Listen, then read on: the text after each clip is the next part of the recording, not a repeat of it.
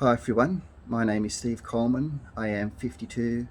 I live with Lewy Body Dementia with Parkinsons Disease, and I'm the founder and one of the volunteers here at Lewy Body Dementia Australia.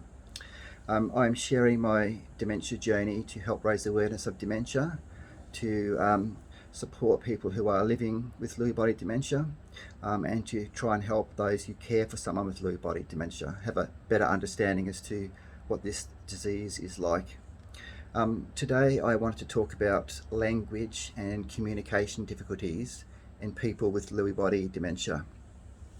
I'm finding more and more that my communication and language and understanding conversations is getting harder and harder, and also to read books or papers or things. I'm My brain is just having a lot of difficulty processing language and communication. Um, Something that's very common that's happening to me often is that if I'm talking to somebody on social media, or if I'm emailing somebody, and I'm trying to have a conversation online or through text message, as I'm typing, I'll get to a particular word, and it could be a very common word like what or that or strong or whatever the word may be. And when I write that word or type that word, I look at it and the word just does not look right to me.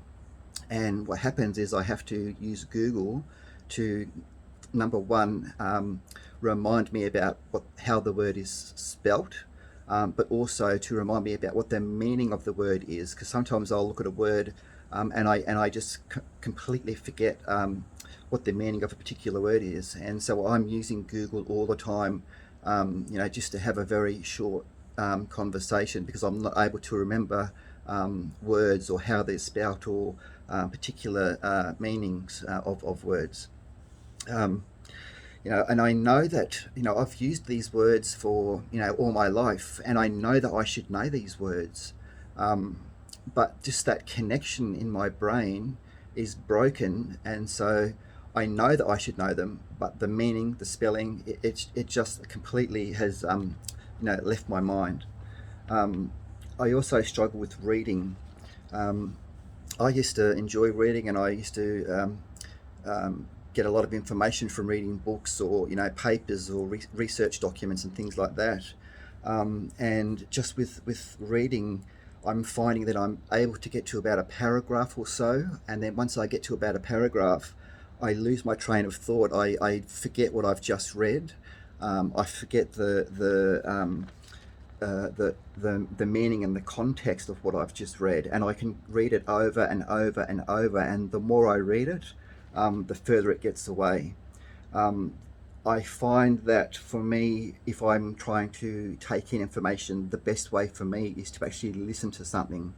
For whatever reason, if I listen to something on YouTube or whatever, I can actually retain that information a lot better than if I actually had to read that read the same thing. Um, I also need to have the environment where I'm trying to have a conversation or read something very quiet. I can't be sitting in the lounge room to type a message to someone if the TV is going, or if I'm out at the shops with my carer, or family and friends. The environment can be very overwhelming, and I struggle to follow the conversations. So I need to have a quiet room. Something else that affects me with my language is I can be mid-sentence talking to somebody, and just bang, I lose my train of thought. I don't remember what I was just talking about. I don't remember what I want to say. And I find that very, very frustrating. If you're on an important call or you're talking to somebody, to have that just mid sentence just go blank. That's another thing that I find very frustrating. I use a lot of visual clues when I'm having conversations with people. So I'm looking at people's eyes and their mouths, their facial expressions. And so if with COVID and everything that's happening with that, a lot of people are wearing masks, and I support masks, and I support keeping our community safe. Um, excuse me, but I'm finding that I really struggle to have a conversation with people while they're wearing their masks, because I'm missing out on so much of the visual clues. It's just really hard to to follow the conversation. Another thing that happens to me that I'm realizing more and more, I have something that's called masked face, and what masked face basically is, I'll give you an example. If my wife is talking to me and she's talking about something emotional, or she's trying to convey a feeling that in the conversation, when she's talking to me, I will sit there with a completely blank expression on my face as she's just said something emotional, or something that has meaning behind it. And I can imagine that would be really frustrating. From my point of view, I'm concentrating so hard on what's being said, and processing the language and the communication, that I'm sitting there with a blank expression on my face. And like I say, if you're in the middle of having an emotional moment, and you're sitting there with a blank expression on your face while your loved one is talking, I can imagine that would be really frustrating, and like we hadn't heard what they're trying to say. And my head is going at 100 miles an hour, so I'm genuinely trying to listen and focus on the conversation, but my inside is going at 100 miles an hour, but the outside, I'm sitting there with a completely blank expression on my face.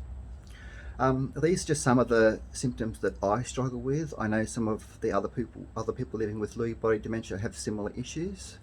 If you're caring for your loved one, and they're having some of these issues, maybe this will explain a little bit as to why communication can be hard, or why we're not understanding what's being said, or why we're sitting there with blank expressions on our faces.